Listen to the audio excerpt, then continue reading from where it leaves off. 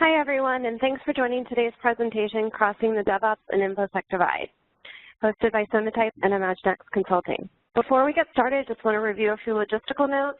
We are recording today's presentation. We will share the recording and slides with everyone a little later today. And then we do encourage an open communication line.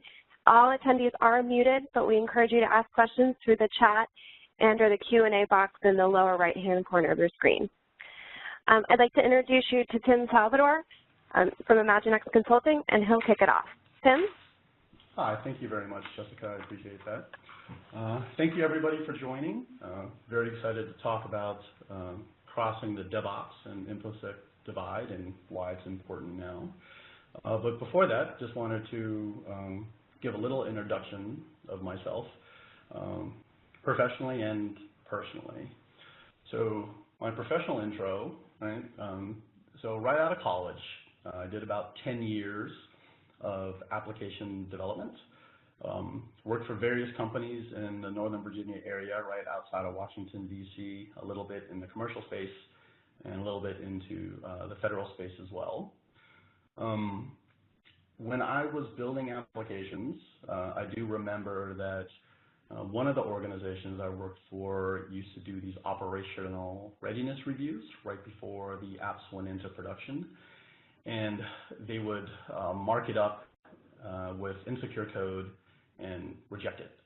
So I always would ask them, this was like the late 90s, early 2000s, why couldn't they apply these security measures earlier into the system development life cycles? In about 2005, I was building a SOX remediation application, which led me into the information security industry. I was given an application security material weakness to remediate. So dealt with a lot of auditors, a lot of control teams, so tons of audit finding remediations that we had to deal with.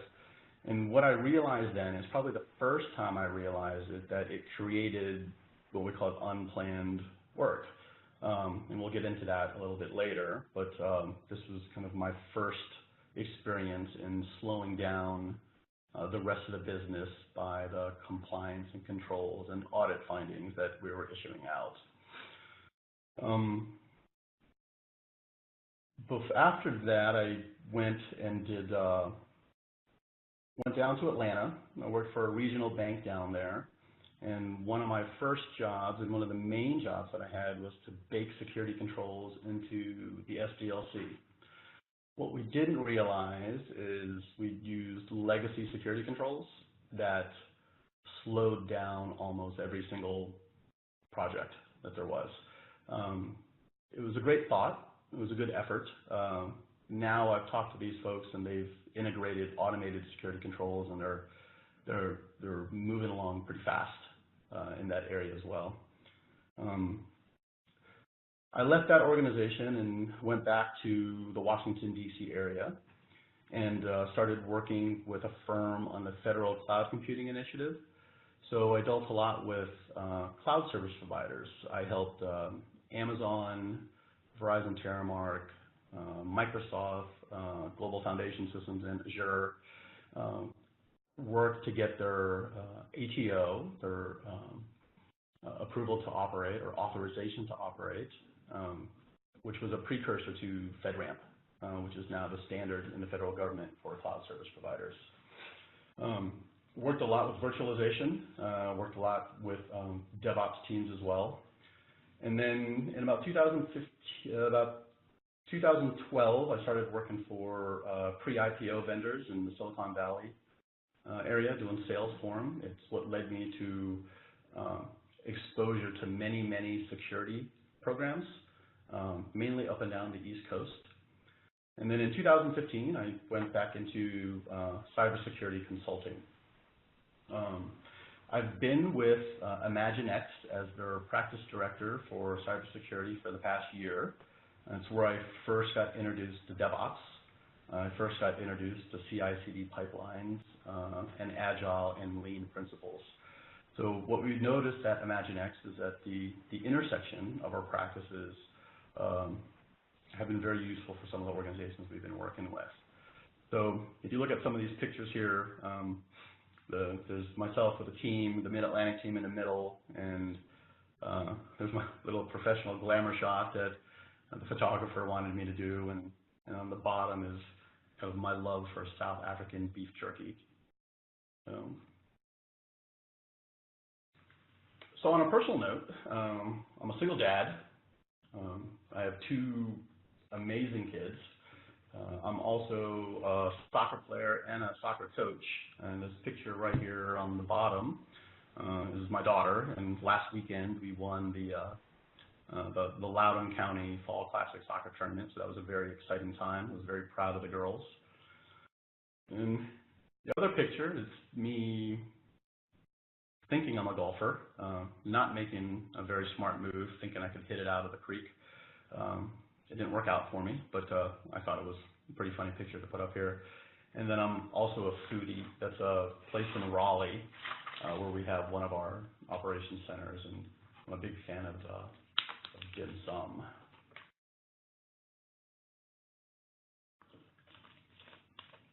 So right around the time that Hurricane Harvey hit and all those hurricanes were hitting,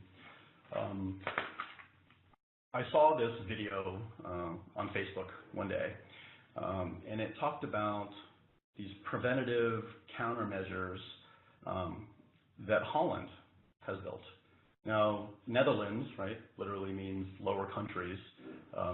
Only about 50% of it exceeds a meter above sea level, right? So they've had to deal with this for generations. But what was interesting to me is that in the past decade or over a decade, they haven't suffered from any severe flood damage. So, you know why? Because they built these dams that open and close to stop from storm surges. They also have designed some school playgrounds to be emergency flood reservoirs. And I thought to myself, I mean, why isn't security doing this, right? So it's expensive. If you take a look at this one graphic, I believe Hurricane Harvey was estimated to be about $190 billion in cost. So very, very expensive. So what else is also expensive? Security breaches, right? So if you think about it, so Equifax was the most recent breach with struts, which could have been prevented, right? There was a vulnerability that was published in March, and it could have been dealt with, but it wasn't. And they're not alone. There are many, many companies that we deal with that suffer from vulnerability overload, right? And are not able to pinpoint which ones they need to fix right away. I saw a presentation by a gentleman from Gartner, and he put up this one image right here that it's about an average of $4 million for a breach. And the slide next to it, right, is it's an oldie but a goodie, but it's from NIST, and it's been around for a long time, and it explains the relative cost to fixes, right, based on when they're found in the dev cycles. So you guys have probably heard the term shifting security left, right? So reasons for that, right? Well, we just talked about it. So breaches, average cost is about $4 million. So we should practice good security hygiene. So discovery of these vulnerabilities, preventative measures, continuous vulnerability management, and secure configurations are extremely important for preventative controls. But then we also need to deal with being able to detect these controls once a breach has occurred and how fast that we can respond to them. Another reason we talked about unplanned work, right? So most of you folks that are in DevOps have read the book, The Phoenix Project, which I read about a year ago, and it's where I actually realized that the department that I ran, continuing compliance, we created a lot of the unplanned work. We discovered security issues in applications that were in production, and there was mandates to fix them.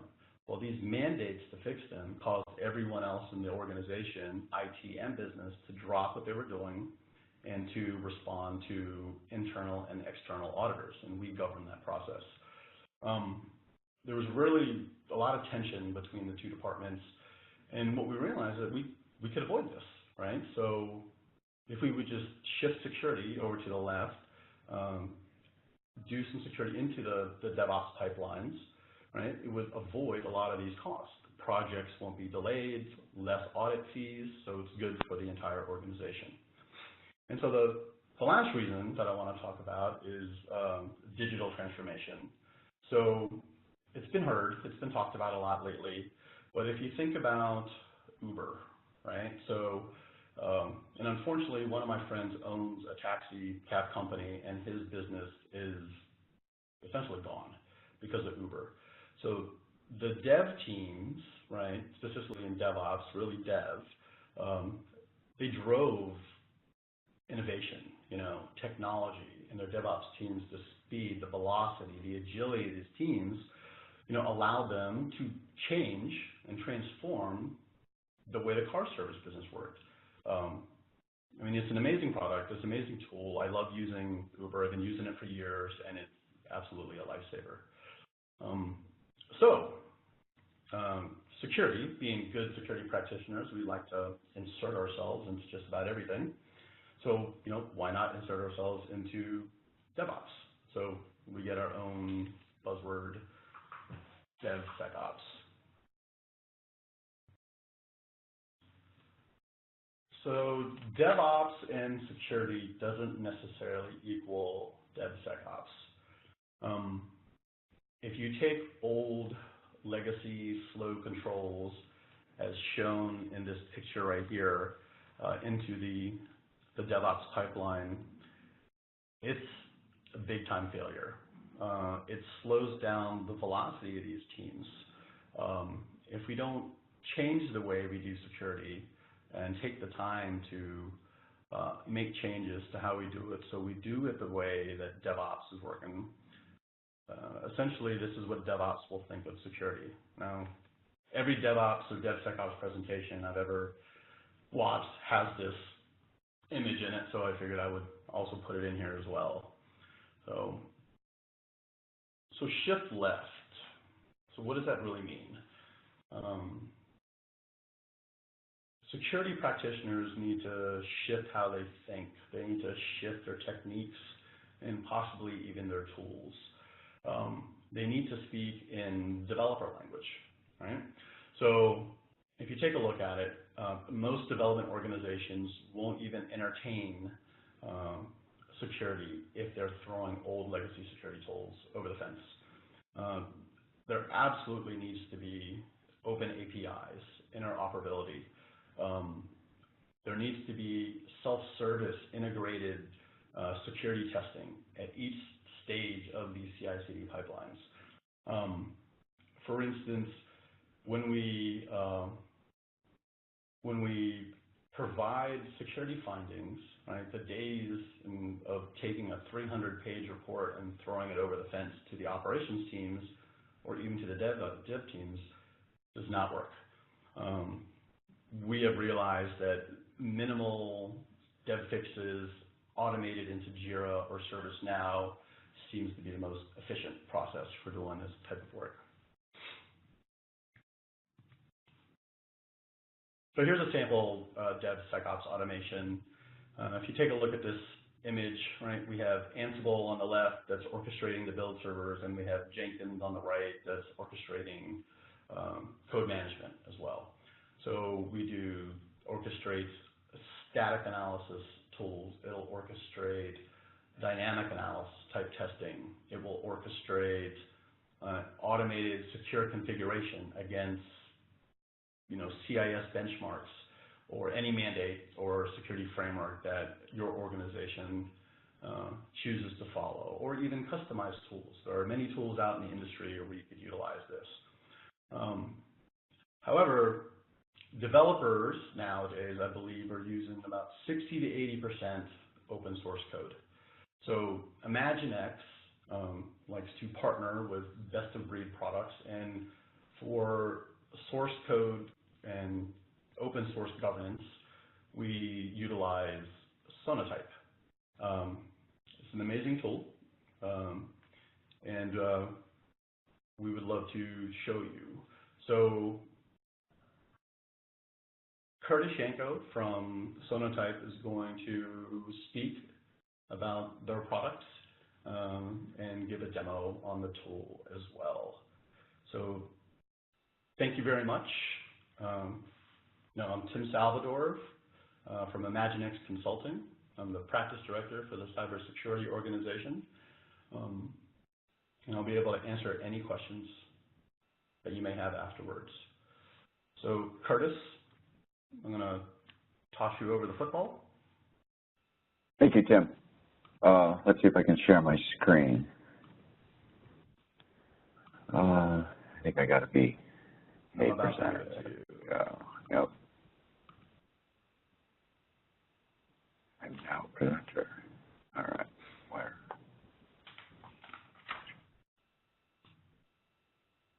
All right. Hopefully, folks can see my screen now. But let me just bring up this slide and sort of pick up where you left off and ground the conversation relative to how we fit in more specifically. This is a drawing that I've used for a long time in my career, and it just sort of lays out what I call the software factory. And when I was doing a DevOps Center of Enable, I went around to a variety of different stakeholders to say, look, how do we bake you in? And security was no different. And so what we wanted to do is understand what is the value stream here? Where does when does this code come in, or these components come in, and how does it flow through, and where's the right point to inject those controls? So if we think about software being built, really what we're thinking about is developers either writing new code or making changes to existing code that's coming in and out of source code control. As they're doing that, they're updating their build scripts, which might be pulling in, might now ask to pull in components. Those ideally should be coming from a central, some kind of repository, managed repository on site, a binary repository, which is acting as a proxy out to the cloud where all these parts are coming in. So this is sort of how they initially flow into your organization, and they end up in this really tight cycle of CI, code commits, triggering builds to provide feedback to the development team. And so we're in this, sort of tight loop here. But ultimately, that build is going to produce an artifact that will also get published out to that repository, so it can be used by deployment systems and ultimately put out to your customers through whatever environment you have. And this could be old bare metal, or it could be something really cool and new and ephemeral, and Docker, dynamic, or virtual machines. It doesn't much matter. The point is you're sort of going through a couple more verify and validate stages before you actually push it out to be customer-facing in your production environments. So with that understanding of the software factory and the idea of the CI is over here on the left, CD's on the right, what we want to get at is how do we fundamentally change this conversation, and instead of giving security information in the hands of security professionals who would maybe get a ticket asking to go use some component where they would go do research, we wanted to really just fundamentally change that equation and say, look, let's put the information in the hands of the change agents so that they can act on it themselves more directly, right? So this early feedback right in the hands of developers is a fundamental change in how we really just want to think about this problem. Let's just give them the information they need to do their job right and get it done the first time and get in front of this, right? It's that, avoiding the waste, avoiding the rework by, sort of giving the right folks the tools they need to do it right up front. Having said that, part of that is they might make a change that's going to ask a new component to enter your organization. We have an ability to also just right then and there inspect that and block it or allow it in. And if we think about this, instead of submitting a ticket and waiting oftentimes days, very often weeks, I feel like 3 weeks is about an average number I hear in the field to get stuff like this approved. The developer doesn't have to ask anyone. They just simply, put it in their build script, ask the system to retrieve it, and they get immediate feedback whether or not that's suitable for their use, or or if not, it's going to be blocked and get some feedback and start to look for an alternative. So it just fundamentally changes the way we're interoperating between these organizations. Now what we have is security's just come up with a list of policies that either automatically approves or rejects components as you're using them, or is giving you feedback about them, but we're giving all that information to the developers. Now, because as a guy who's supported developers for a very long time, I don't trust every developer to do the right thing every time. It's just sort of not practical. So we can bake build enforcement into this, policy enforcement also into the build process, which acts as a great sort of choke point, right? Everything has to go through some sort of centralized authoritative build process these days. So it just gives us an opportunity to guarantee that we have a chance to verify and validate yet again what's being used, and also raises awareness across the broader team. So this is a really interesting enforcement point early enough in the system that we can just provide feedback. We don't maybe necessarily want to break the build, but we want to give them the information they need, again, so that they can, drive to that definition of done at the end of their sprint. What we're trying to get here is this idea that we're managing a warehouse of parts, and we get this warehouse of trusted components now, right? Only things that were sort of good at the time of asking we're allowed in, and as we build stuff, we're building sort of, I don't want to say known good so much, but absent of known bad things. So, so we have this sort of trusted warehouse of parts that we're accumulating. Where this gets more interesting now, where we might want to start breaking things, is as we get into the deployment stuff. Now we can say, look, we've been giving you lots of feedback. We're trying to help you do the right thing. If you insist on continuing to ignore our feedback, now we're going to pull the cord, stop the production line, and use policy enforcement somewhere in this deployment process, wherever that makes sense. Now, on the notion that we ultimately put a high-quality app in production, we at Sonatype like to say that this code ages like milk and not like wine. Code does not get better with time. There's 50 new vulnerabilities announced every day, and you could suggest that there's things that we just don't know yet, and eventually it's going to be known vulnerable, right? So it's almost this assumption that all components are bad, we just don't know it yet, and eventually we will know it. So for that, we provide continuous monitoring. If your app is running in prod for relatively long periods of time, which in this day and age sort of means, months, quarters, whereas not being deployed every day, essentially, then it's really important to keep an eye on what components are out there and if there's any new information about them, so that we can act. And this gets into the incident response phase. So while we're trying to be proactive and upfront, we also have to be positioned to detect and respond even if things are out. So hopefully that, at a high level, just sort of grounds how we see the system, where are the opportunities to inject security verification and validation around open source components into the pipeline. So what I'll do now is sort of show the developer experience, and we always like to start here because, as I talked about earlier, we feel that putting this information in the hands of the developers profoundly changes the outcomes of this whole process, and it changes the nature of the relationship. I'm now being, via policy, I can show developers, here's all the components you're using, and all these ones with the red, these are going to be problems. These are things you can't ship. Now, to be clear, folks can see this is the WebGoat project. This is the intentionally insecure OWASP project. It's great for teaching. I like to use it in a demo because it lights up like a Christmas tree and it gives us things to show and talk about. The way we expect the developer to use this and benefit from this is to really just minimize the need to get too deep into this. What I need to know is this component is a problem, it's red, and then how do I address that is I get this view here that shows me all, not only the version I'm using, but all the other versions that are available to me. And if I just go find a version that doesn't have a red triangle under it and update to it, I can now make that issue go away. And I don't even really have to get too deep into the weeds as exactly what it is about it or why it needs to be replaced. I just know that it does, right? So by making this sort of path of least resistance available to the developer, it starts to become easier to do this than not to do it. And break the build or have the deployment process stop later, and have to answer to your team as to why you didn't clean up the components when we had the feedback that we needed. So, I just like to think of Sonatype as a company that was built by developers for developers, and this is, I think, a good example of how we're empowering developers by changing the nature of their relationship with a security organization relative to this topic.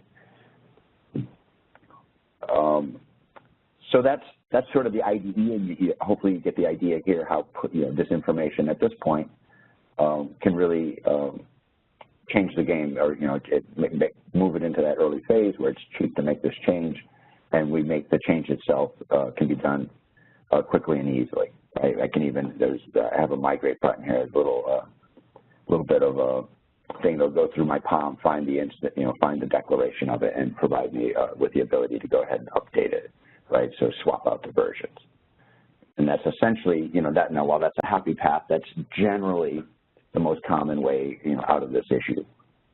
Now, it's not always the case. So for that, what I want to go look at least a little bit next is just look at the build process, right? So the way folks do this these days, we tend to have Jenkins files. There's this, it automatically understands the branches. It does so many great things for us. So you just really want to be baked into these things. Here's an example of what I've been doing around the WebGoat container. And the idea here is we're going to build it. We're going to do our bill of materials from Sonar or from Sonatype, but we also can do our static analysis and make sure that we're looking at all aspects of our code, right? So we want to look at the code we're writing. And we also want to look at the code we're borrowing. When those things are done, these would maybe provide feedback and warn, but then we're going to go out and do further testing, and then we ultimately maybe want to scan that container one more time prior to publishing it. In this workflow, I won't publish the container if it still has known bad components in it. So if either of these tests fail, we sort of block it from going. And what that might look like, a little bit more detail here is here's my Jenkins file that I do it with, and you can sort of see when we get into this step, we're sort of baked into the DSL of a Jenkins file with our plugin. So we can just sort of, put a line in here that says, hey, let's go scan this WebGoat project. We're going to do it at the build phase, which might imply it's only going to warn as opposed to break.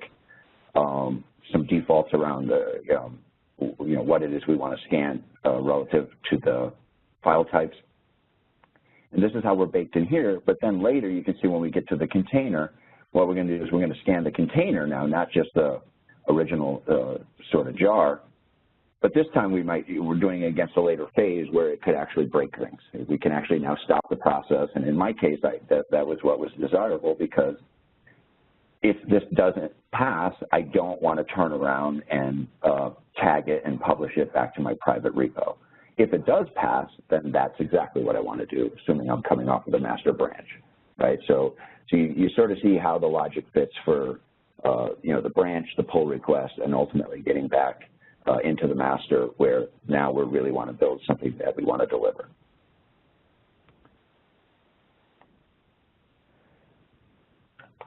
All of those things ultimately sort of give us these application reports. And the application report is just a nice way now to look at all these findings. We're doing all these scans. Instead of having a list of components with some red boxes next to them, now we get a very rich interactive report that lets us drill deeper into this problem. Maybe just getting out of a version isn't enough, so we're going to have to drill in. So the first page is a nice high-level summary. In my opinion, the only thing we're really focused on here is this 10 in the red. 10 means I can't go. I have 10 things I have to fix. I have to drive this number to 0. Then I'm going to be allowed to get through my quality gates and get this in customers' hands. But what makes it even more usable is this idea I have the complete bill of materials stacked rank, which, what are the things I'm up against right here at the top. I can take something like that common file upload here, and now I'm not the developer. Now maybe I'm a product owner. Maybe I'm a security professional. Maybe I'm a release manager. Bottom line is I get the same view the developer had. I can look at this, start to drill in, see the version they're on, see that there is a version available, maybe I'm a little bit more curious about what are the details behind this, so I can go drill into the specific vulnerability. And now we get to show off really where I think Sonatype separates itself from their competitors, in that we have this enriched data that's curated by a team of security professionals, and it's not just sort of copy-pasting what's out there on the web or out of GitHub commits. We're actually taking the time to do the deep dive and write it up into terms that are understandable by both security professionals and software developers. So this is a pretty good example. This is, if you looked out at NIST, this is what you would have found. So this is the description of the CVE as that was put in the National Vulnerability Database. That's pretty thin. It's actually better than most, though, because it does get down to, you know, what part of it is causing the issue. So this is actually slightly better than the average thing we see out there. But here's our write-up. Here's what our team, in looking at it, decided how they wanted to communicate it. And now we're getting into, you know, you see it's still just this file object, but which functions within that, right? So there's this whole other level of detail that makes this much more actionable. And then in particular, we're very, very straightforward in saying here how to detect it. Well, in this case, you're affected if you're using this component. Sometimes it might refer to a configuration item or something, right? So there might be scenarios where there are other ways to mitigate the problem than just getting off of that version or that component. So how to detect, what do we recommend doing? Again, this one's straightforward, sort of like, you know, get on a new version, but that recommendation might sort of point out how to change that configuration or what the other options are. And then we also show where we did our research from, right? So we get into, we can see the root cause and where we found, we're sharing sort of back where we found the information that led us to come to these conclusions. So you can actually have the ability to sort of double check our work if you were so inclined. But the, you know, the point here with all of this is rich, actionable information early in this process where people from different silos can communicate about it all in the same terms. And this has a pretty profound effect in the DevOps setting, because now it's not just a tool that's sort of flagging things, we're really facilitating how conversations are happening and how we're talking about it. We've focused a lot on security. Security tends to be, you know, the hot issue right now. But for a lot of folks, understanding licensing as well is very important. You know, this was sort of the original concern of open source when we started down this path.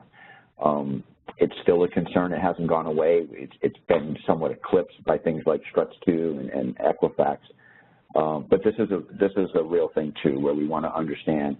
I have a list of everything that's in my product, and I can now produce a list of all the licenses and make sure that what we're building is good, right? That it's in a license that we're comfortable with, that we're avoiding licenses that we're not comfortable with, and we now have a way to make this visible and manage it as well. So the lawyers love us as well. Don't want to leave that out, even though security seems to be what's really driving this these days. So that's an example of, you know, looking at a report, getting a little deeper. You see here there's a combination of publicly available data that Sonatype curated, right? So when you see Sonatype at the front, this is stuff that wasn't out there in the public. This is stuff that our research team has sort of pulled out of and teased out of all the data that we see out there coming off of blogs, coming off of GitHub commits, coming off of vulnerability databases, and starting, you know, to correlate all that information. So just a couple other views. So that's getting into a report itself. There's a nice high-level dashboard that lets us see the most recent things that are happening as things are going. I have things that are in continuous monitoring, so I've had a few things update in the last few days. Some of the middleware types of projects I'd like to keep an eye on. We get an important component view, and this is the, you know, if we think about the incident response, we come into work on a Monday morning. There's a new vulnerability. It's on my dashboard. I have the ability now to go see that component, right? So even here, it shows us the component. And what we can do is anytime we click on a component, we can go through and immediately see all the apps that are affected. So this is a big deal from the incident response standpoint, because all of your discovery time that traditionally happens takes also days to sort of reach out to everyone or rely on endpoint scanning to find out who was actually using struts. In this case, we can just click on the component and see definitively, here's the apps that are using it. So it accelerates us right through that discovery phase and allows the organization now to start to ask the question, how big of a deal is this? How do we prioritize? You know, what has to be patched tonight? What can wait for the next release? Those sorts of things. So we see a tremendous benefit in this after-the-fact incident response sort of mode as well. Come back. The last one is sort of an application view. Because I'm a demo environment, I don't have really good looking data in this place, but the idea is you could sort of see if your app was trending in a good direction or not. So this Phoenix project is probably my best example where, you know, maybe when we started the program, we recognized we had a fair amount of risk in that, but, you know, we can see that the developers have taken this to heart. They've driven that number way down. So what's in the build process now and ultimately going to, you know, start coming down the release train is looking much better than where we are today. So, you know, so it gives you this nice sort of view where you can see trending and start to see, you know, if this program is being effective. I also like to show off now, this is a relatively new feature, but we have success metric. This just provides a nice high-level dashboard that lets folks know, hey, you know, I made this investment in this technology, in this process, you know, in our people, and I want to know that we're actually getting our money out of it. So the success metrics allow us to see that, like, you know, are we actively scanning applications? Are those numbers growing? Are they shrinking? And what are we finding as we scan them? And then what gets interesting in the DevOps terms is what's our MTTRs, right? So how long is it taking us to resolve these? And this, you know, are there critical ones in particular? Are we good at solving those in a short amount of time, or is it taking too long, right? So we start to get a way to sort of monitor the process from a high level and keep an eye on how we're doing. Now, I'm going to just backstep a little bit. I'm going to look at the repository. We alluded to the idea of Firewall earlier in my drawing. So this is where it gets out of. I've been building some JavaScript projects lately, so I have some nice fresh results in here. But we can see things that were, as they came in, flagged policies. They were already known to have high security vulnerabilities. And so we just quarantined them. Why would I allow this to even enter into my development stream? Why wouldn't I just want to block this up front? I often liken this to when we're at work and we get an email and the attachment's missing, and you got a little note that says, you know, the scanner didn't like that attachment, so, you know, so we took it away. Here's the rest of the email, but, you know, you don't get to see the attachment. And it's really similar for us. We're just sort of immediately flagging and providing that feedback signal that this particular item is probably not the item you want to be using, right? So, but we can go in and we can do the same sort of thing. We can ideally try and find maybe there's another version. This one looks like an example where, you know, there's not really something that's, you know, a known free version, so we're going to probably have to drill deeper into that one and see what's going on. But Firewall is, as Gartner suggested, you know, you want this kind of OSS firewall. You want something that can automatically block things coming in. And the power of that is we fundamentally change the dynamic for the developer. He's free to ask for any component he wants. If it's known bad, you get immediate feedback. He or she gets immediate feedback. So just instead of, you know, opening a ticket, which, you know, they ultimately give up on, and we'll just say, you know what, I'm going to use what I'm going to use, and I'll just get forgiveness later, because asking for permission just is too hard.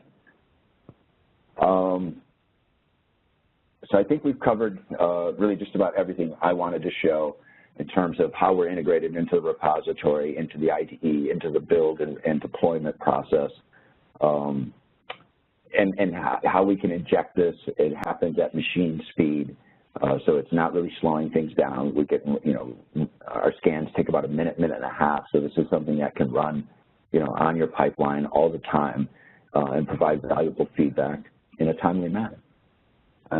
I believe that's all I have to show, and I can go back to the window and see if there's any questions in the Q&A, but that's it. That's it for me.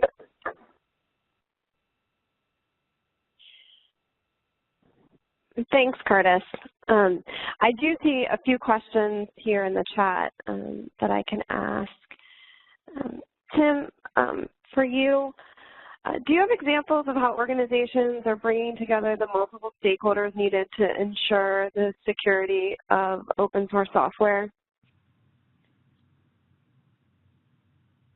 I'm sorry, was that to Curtis or was that to me? Either one of you. You want to take it? No, I would have to dig into that and see if we did have any examples. But Curtis, do you have any that you could speak to? Yeah, I do. I mean, in a way, that's sort of what this tool is doing by allowing legal stakeholders, security stakeholders, and we didn't really touch on it much today, but to another extent, architecture folks, to codify their intent in the form of policies is this implicit communication that's happening between teams that really wasn't happening before. So I found that as someone who was a customer of this before joining the company, that there was this sort of fundamental change in how we were talking to each other about this topic because it was being expressed through these policies and providing rapid feedback. So that's my take on it. I think there's a strong cultural DevOps piece to this, not just a cool tool technology piece to it, because it is changing the way we communicate.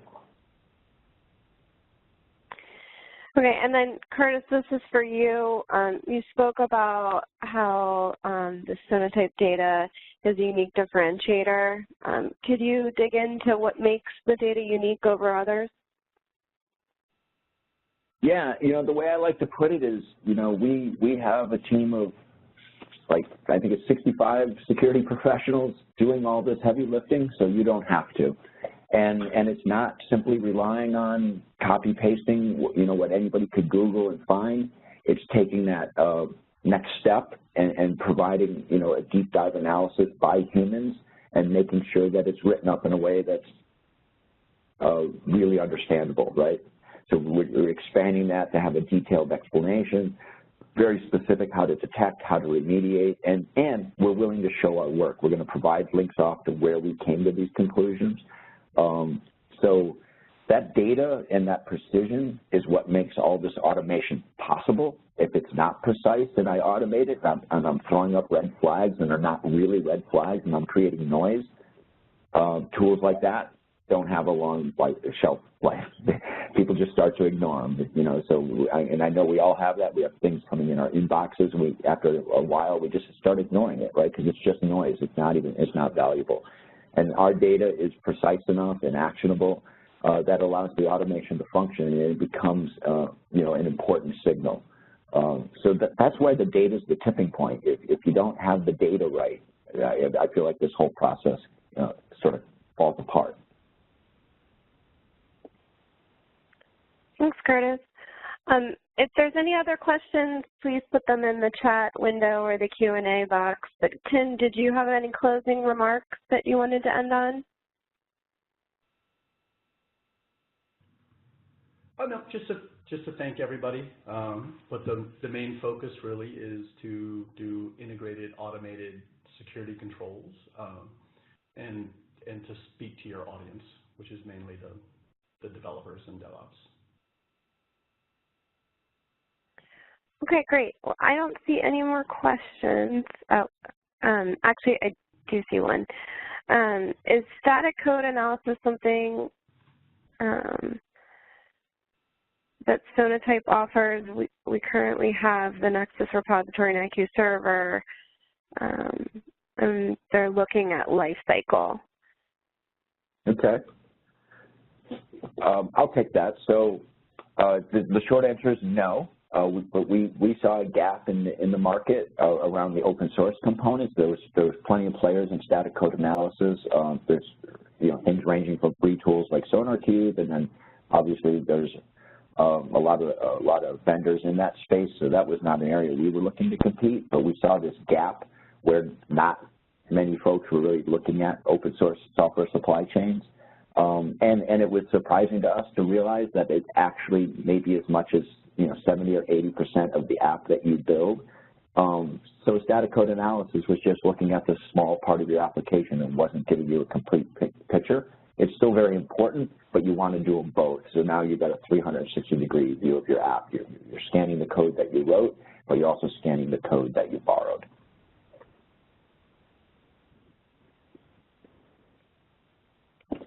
Okay. Thank you. Okay, I don't really see any other questions. There's a couple questions just on logistics. Just want to remind everyone that we are recording today's presentation, and we will share the recording and the slides in the next 24 hours. And so thank you so much, Tim and Curtis, for today's presentation, and thank you, everybody, for joining. And I hope everyone has a great day. Thank you, Jessica. Goodbye. Thank you, Jessica.